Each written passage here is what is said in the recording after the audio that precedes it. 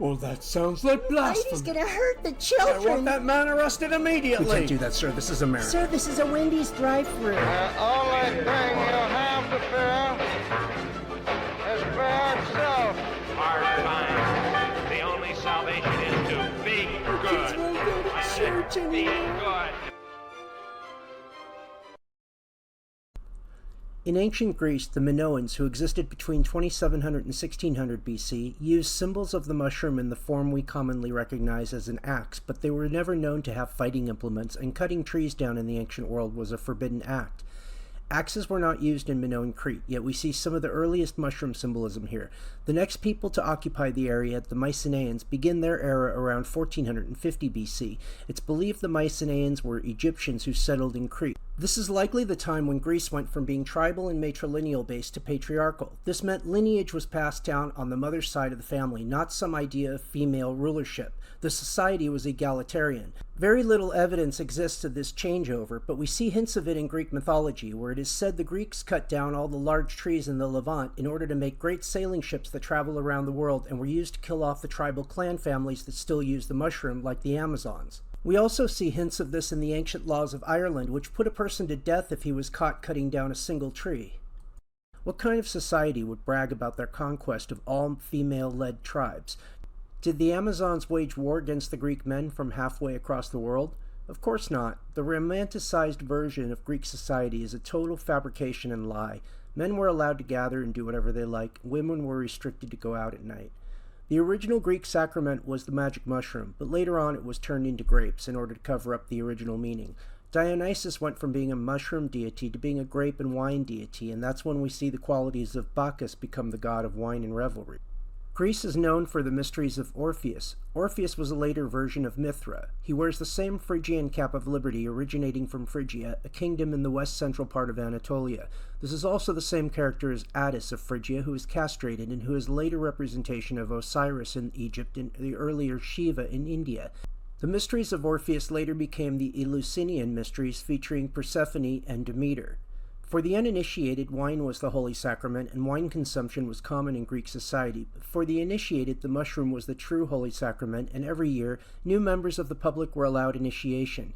It doesn't seem the secret was so religiously guarded like it was in Egypt, where slavery was an integral part of society. Everything was about plants, medicine, and healing in ancient Greece. Daemons were thought to be afflictions of the mind from bad health or eating habits, and the bad daemons could be combated with good daemons from beneficial herbs and plants. All the gods and goddesses reflected these healing qualities, but primarily they're all elemental deities first and foremost. The story of Prometheus stealing fire from the gods and giving it to man is the idea of giving the food of the gods, the mushroom, to man for inspiration and wisdom so that he may be like the gods, similar to the story of Adam and Eve who ate the apple, which I'll get into in the next presentation.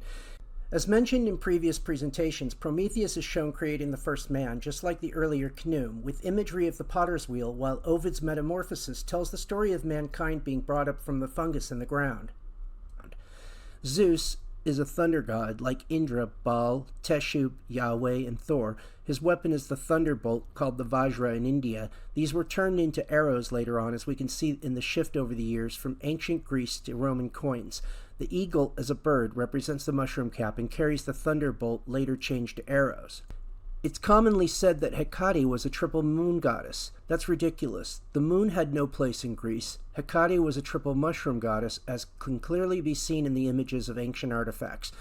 She was a giver of visions, and being triple-headed, she is like many two-headed deities like the Dioscuri or Castor and Pollux, two mushrooms growing up from the ground together, who are associated with the cornucopia or horn of plenty, the origin of which is the bull's horn. The mushroom was replaced with a fruit basket, but the origin of which was likely the goddess of plenty, covered in the previous presentation, or Doksho, Ashi, or Lakshmi. Mushrooms are occulted in the face of Hercules, who carries a bat made of oak, a pine, to hit the ground and cause thunder, which was believed by the ancient people to engender the growth of mushrooms. Glaucus is described by Ovid in Metamorphosis as a sea god turned immortal upon consuming a magical herb and was given the gift of prophecy. Glaucus fell in love with a sea nymph named Scylla, who closely resembles images of Abraxas, the Typhon, Viala, Laksha, Shilanagig, Melusina, and even some images of Medusa. Perseus and Medusa are mushroom deities or characters as well. Aphrodite was a water deity and was born from the foam of the ocean in an oyster shell. She was a lady of the pearls. Pearls may be likened to the egg, perhaps the world egg. When you take the wind messenger deity Hermes and cross him with Aphrodite, you get the word hermaphrodite, which is a virgin birth, just like the mushroom. Hermes was a wind deity who carried spores across the fields for rebirth. This was most likely the original harvest festival because mushrooms can be harvested without learning to grow food first. Cultivation of crops came much later than mushroom foraging. Centaurs and Cyclops also come from Greek mythological lore. Both of these directly relate to the magic mushroom. Both have a single eye in the middle of their forehead. Chiron, who is the eldest and wisest centaur, was the son of Cronus and half-brother of Zeus. He taught Achilles and Asclepius the art of healing. He was a keeper of plant and shamanic wisdom. Chiron himself had been taught by Apollo and Artemis in the art of archery. His name is connected with the word surgeon or doctor. Sisyphus rolls a dung ball up a hill. Atlas holds up the dung ball above his head. All of this is mushroom symbolism, nothing more. One of the most interesting things we see in mushroom symbolism is the influence of the mushroom had on all sorts of tools, objects, and even clothing we take for granted today. For instance, where did the idea of a hat come from? Early images from coins tell us both the hat and helmet were related, and also the shape of coins and the ridging we see along the edges may have come from mushroom caps.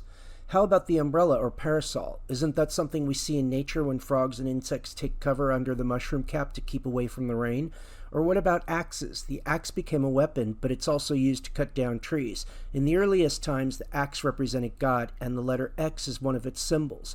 Trees were forbidden to be cut down in ancient times. Or anchors. Greek coins reveal anchors as important symbols, but is it really secret mushroom symbolism? Or hammers. We see the god Hephaestus forges the weapons of Achilles with a hammer. This is reminiscent of Hercules and his bat. Thunder is often associated with volcanoes, and Hephaestus in Rome is Vulcan, the volcano god or deity.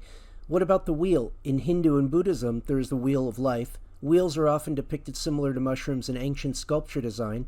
The mushroom cap does look like a wheel. Isn't it possible the entire idea of the wheel we owe to the mushroom as well? These were the original arrows in cave art, sometimes fashioned as mushrooms.